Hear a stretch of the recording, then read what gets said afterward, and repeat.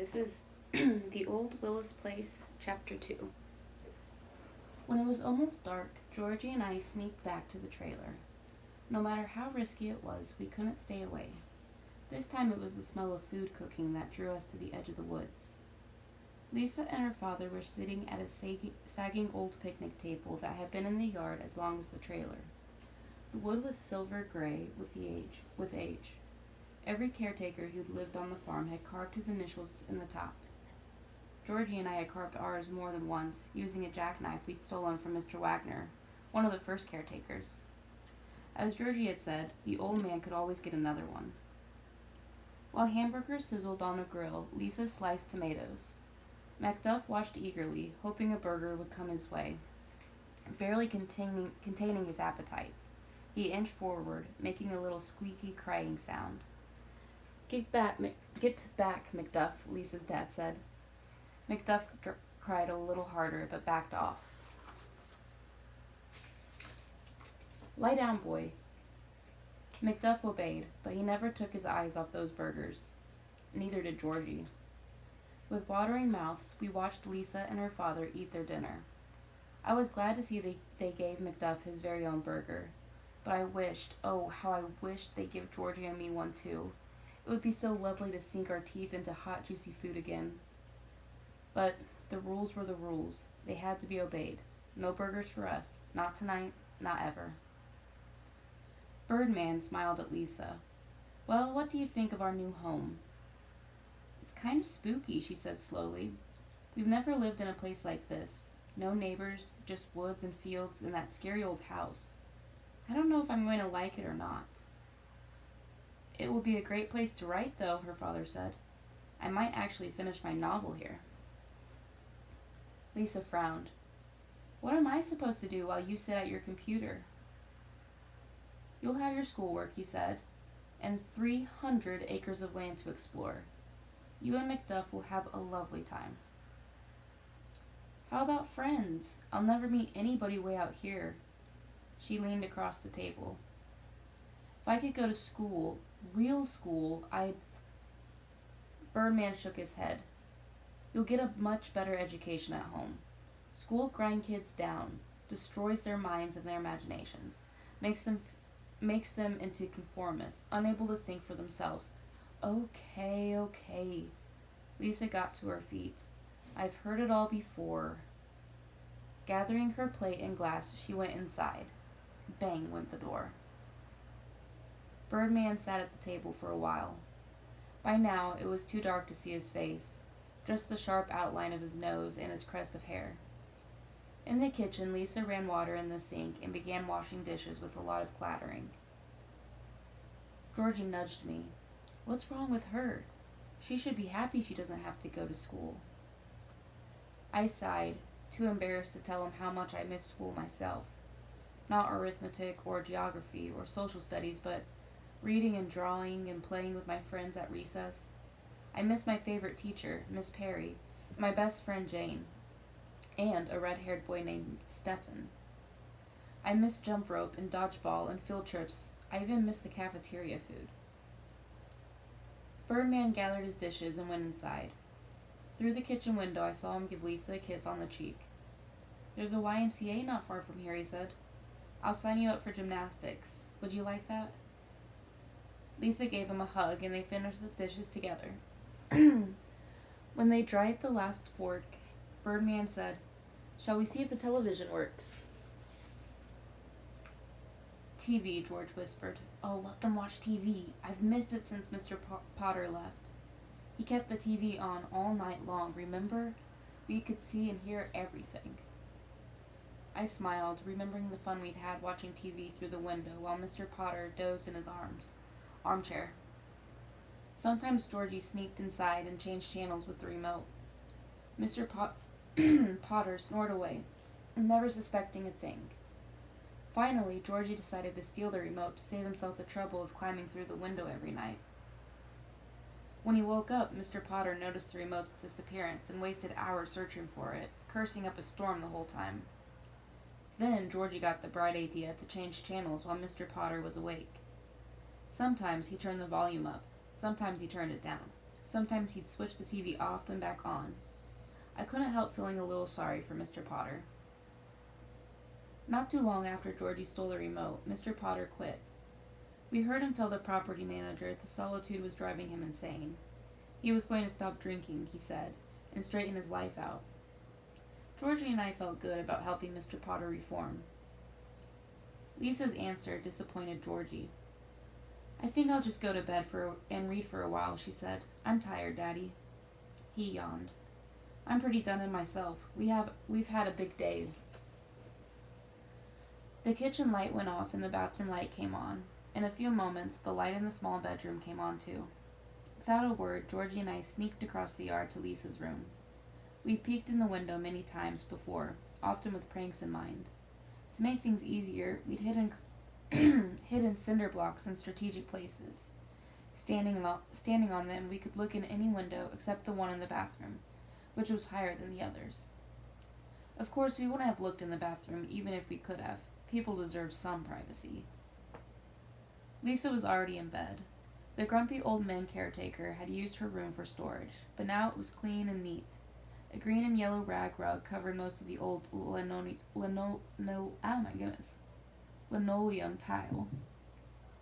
A small desk, a narrow bookcase, and a white dresser with a mirror were crammed into the tiny space along with Lisa's bed, painted white to match the dresser. She made a little nest of pillows and quilts and stuffed animals, and she looked cozy and comfortable, snuggled into it, a book propped up on her knees. After a while, Georgie nudged me. Let's go for a ride on her bike. We climbed down quietly from the cinder block and ran silently across the yard to the shed. The bike leaned against the wall, its chrome handlebars bright in the moonlight. Do you remember how to ride? Georgie whispered. Of course. I walked the bike to the long dirt driveway, leading away from the house. Wait here, I'll go first. It was my idea, Georgie said. I should go first.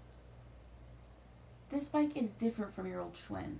It has gears and handbrakes like the old one I used to have. Let me try it first, and then I can show you how everything works. Georgie scowled and stuffed his hands in his pockets. It's not fair. You aren't the queen of the world. No, not of the whole world. I straddled Lisa's bike. Just the queen of Oak Hill Manor. With that, I pushed off and left Georgie behind.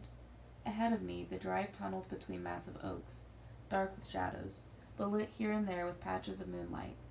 The bike bounced over ruts. The cool night breeze blew in my face, bringing with it the smells of damp earth and fallen leaves. Exhilarated by speed, I hunched over the handlebars and pedaled hard. I imagined myself riding around the world, flying to the moon, coasting down the Milky Way. Like Georgie, I yearned to escape, to leave Oak Hill Manor forever. 5 deer surprised me. They stood in the middle of the drive, their eyes on me, unsure what to do. I swerved around them as they dashed into the woods, graceful as gazelles. Somehow I managed to control the bike, but my dream of flying vanished into the shadows with the deer. The drive emerged from the trees into a grassy area. Just ahead was the locked gate and its no trespassing, private property, keep out signs. Beyond was the road and the rest of the world. I'd laid the bike down in the weeds and went to the fence. Hidden in the underbrush, I watched the cars speed by, their headlights sweeping over me. Every year there was more traffic, more people, more houses. Where fields and woods had once been, homes had sprung up. I could see their lights across the highway. Suddenly Georgie was beside me. You said you'd come right back. I turned to him. Don't you wonder where all those people are going? Look at them, just driving and driving. I wish we were in one of those cars, going far, far away, Georgie said. To California, maybe. Wouldn't you love to see the Pacific Ocean? I patted his shoulder. Yes, but... Georgie's smile faded, and he leaned against the fence, watching the headlights go by. Don't say it, he said sadly. I know. Hey, I said, it's your turn to ride the bike. Turning my back to the road and the cars, I picked up the bike and held it steady for George. His legs weren't quite long enough, so he had to stand up to pedal. Don't shift the gears, I told him. They work just fine the way they are. If you need the brakes, squeeze these. I put his hands on the levers. But don't squeeze hard. If you stop too fast, you'll go right over the handlebars. As he started to pedal back toward the house, I called after him. Go slow at first. Get used to the feel of it. Your Schwinn was much heavier. Don't boss me, Georgie said. I know how to ride a bike. And watch out for deer, I added. I almost hit one. This time he ignored me. Wobbling from side to side, he pedaled into the dark tunnel of trees. I ran after him, but he was soon out of sight. A few seconds later, I heard the bike's bell, followed by a loud crash and my brother's cry. By the time I found Georgie, he'd righted the bicycle. There was a fox on the drive, he said tearfully. I missed him, but I smashed into that tree. Georgie hadn't hurt himself, but the bike's front wheel was twisted and the tire was flat. Nobody can ride it now. He gave the bike a kick. Flimsy old thing. If he hadn't looked so upset, I would have pinched him for ruining our moonlight bike rides when they'd barely begun. Why couldn't you have been more careful? I'm sorry, he mumbled. I yanked the bike away from him. Now what do we do? Put it back where it was, he suggested. Maybe they won't notice right away. I shook my head. We'll hide it. They'll think someone stole it. Georgie brightened. Maybe Lisa's dad will buy her a new one. Maybe.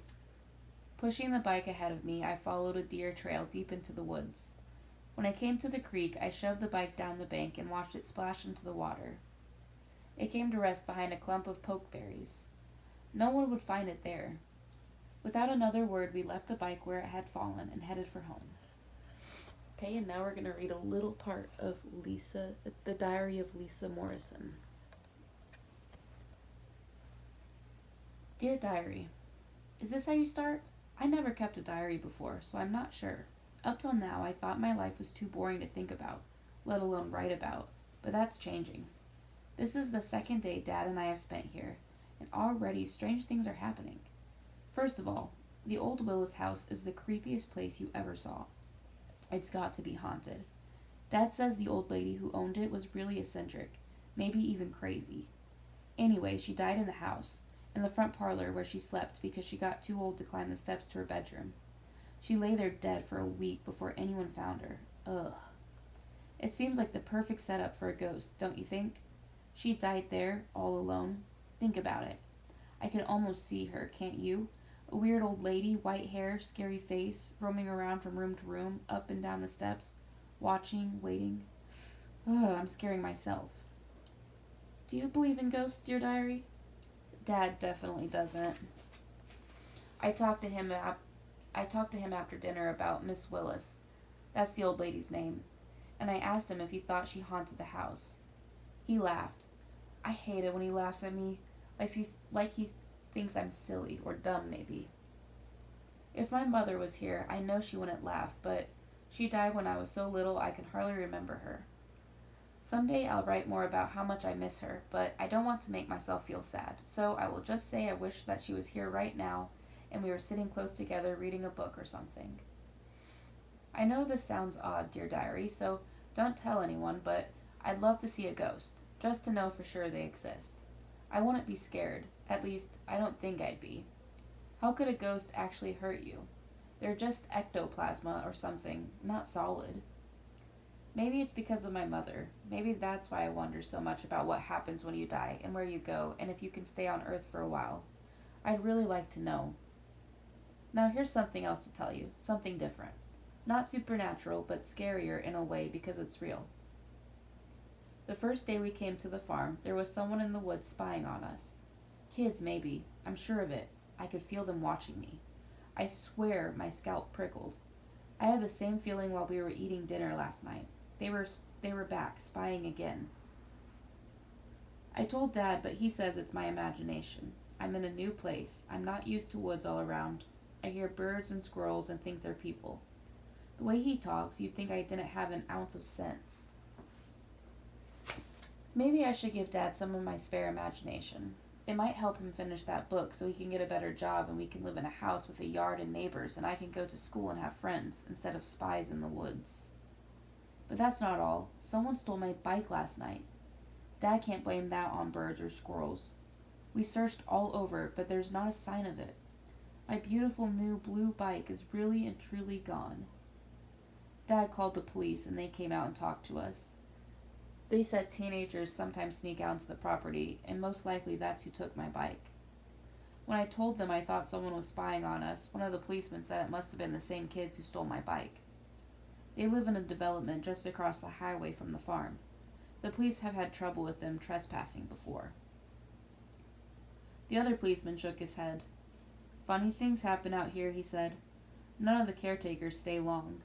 Place gives them the jitters, they say. Some of them claim it's haunted by the old lady who used to live here. Her and the first policeman coughed and said, "We better get going, Novak. We've got other business." I had the funniest feeling he didn't want us to hear what Officer Novak was about to say. In case you haven't noticed, that's how it always is with adults. Just when someone starts telling the interesting stuff, someone else shuts him up. I glanced at Dad, hoping he'd ask him what he was talking about, but he was watching Macduff chase a squirrel. Officer Novak jingled his keys and looked at me. "Don't go too far from the trailer," he said. "There's no telling who might be hanging out in the woods. And stay away from the old house." "I hear there's a bunch of snakes in the cellar," the first policeman said, "and the floorboards are rotten in some of the rooms." The two of them got in the police car. "Keep your eye out," the first one told Dad. "If you see anything suspicious, give us a call." Officer Novak looked at me as if something was worrying him, but all he said was, "That's a real nice dog you've got." We watched them drive away. I was hoping they'd turn their lights and siren on, but they didn't. I guess they only do that in movies. So now Dad thinks I might have been right about kids hiding in the woods, spying and stealing stuff. 300 acres. There must be a ton of hiding places on this farm. I'm going to look for them. If I find them, I'll tell them to give my bike back, or else they'll end up in jail or juvenile detention. They can't scare me, and neither can Miss Willis. Well, I've written so much my hand hurts, so I think I'll stop and read in bed for a while. It sure is dark outside. Not a street light, not a house light, not even a headlight going past. Your friend Lisa. P.S. I'm going to call you Dee Dee. It makes you seem more like a real pen pal. End of chapter 2.